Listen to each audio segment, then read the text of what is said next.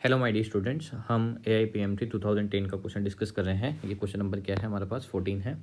इस क्वेश्चन में हमसे ये बोला गया है, a particle move a distance x in time t according to equation x equal to क्या दे रखा है, t प्लस 5 की पावर कितना दे रखा है, -1 दे रखा है। The acceleration of the particle is proportional to, हमें एक्सेलरेशन पता करना है। तो हम जानते हैं कि डिस्टेंस या डिस्प्लेसमेंट से वेलोसिटी निकालना है तो इसके टाइम के रेस्पेक्ट में डिफरेंशिएशन करते हैं। और यहाँ जब हम टाइम के रेस्पेक्ट में डिफरेंशिएशन करेंगे तो फॉर्मूला यूज़ करेंगे, एक्स की पावर एन का फॉर्मूला हो जाता है एन एक्स की पावर n-1। तो एन एक्स की जगह t+5 है, एन एक्स की पावर n-1, तो -1 और -1 -2 हो जाएगा। फिर चेन रूल के अकॉर्डिंग t+5 का भी करेंगे तो टी का टी के रेस्पेक्ट में 1 और कॉन्स्टेंट का 0, मतलब हमें टर्म यही मिल जाएगी -1 t+5 की पावर -2। ओके, अब हमसे पूछा गया एक्सेलरेशन, तो इस वेलोसिटी का फिर टाइम के रेस्पेक्ट में डिफरेंशिएशन करेंगे तो हमें मिलेगा एक्सेलरेशन। तो देखो यहाँ से मिलेगा -2 और t+5, ओके, एन एक्स की पावर n-1, तो ये हो जाएगा -3।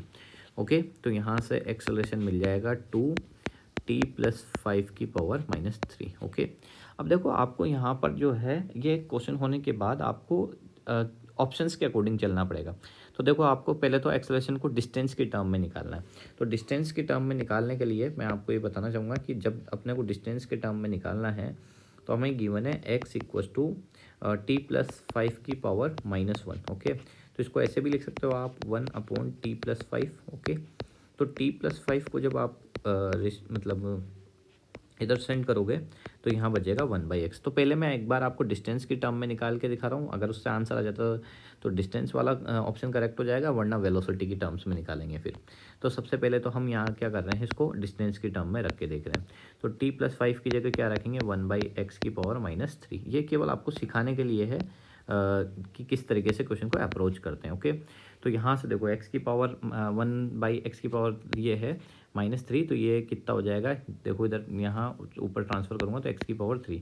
तो देखो x की पावर 3 कहीं डिस्टेंस में ऑप्शन है क्या? नहीं है। तो ये नहीं है, तो फिर इस टर्म को, ये जो हमने सेकंड स्टेप, ये 2 स्टेप की, इनको हटा देंगे। क्यों? क्योंकि हमें आंसर डिस्टेंस की टर्म्स में ऑप्शन में मैच नहीं कर रहा है। तो हम क्या करेंगे, अब वेलोसिटी की टर्म्स में निकाल के देखेंगे।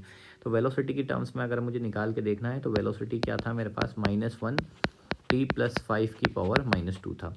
तो इसको मैं इस तरीके से लिख सकता हूँ क्या, इसको ऐसे लिख दो, -1/t+5 की पावर 2। ओके, कर दिया। तो यहाँ से मुझे t+5 की पावर 2 जो है ये ऐसे आ जाएगा -1/v, है ना। तो यहाँ से मैं ये भी बोल सकता हूँ कि t+5 जो है इसकी वैल्यू 1/v की, ठीक है, माइनस को बाहर रख देता हूँ, 1/v की पावर 1/2 हो जाएगा। ओके, तो यहाँ से देखो जो ये मैंने t+5 की वैल्यू निकाली, ये मैं क्या कर रहा हूँ, इस इक्वेशन में पुट कर देता हूँ। इसको इक्वेशन नंबर सेकंड बोल देते हैं।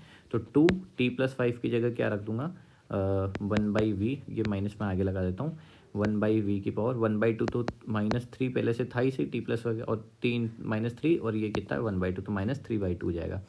तो -3/2 हो गया यहाँ से।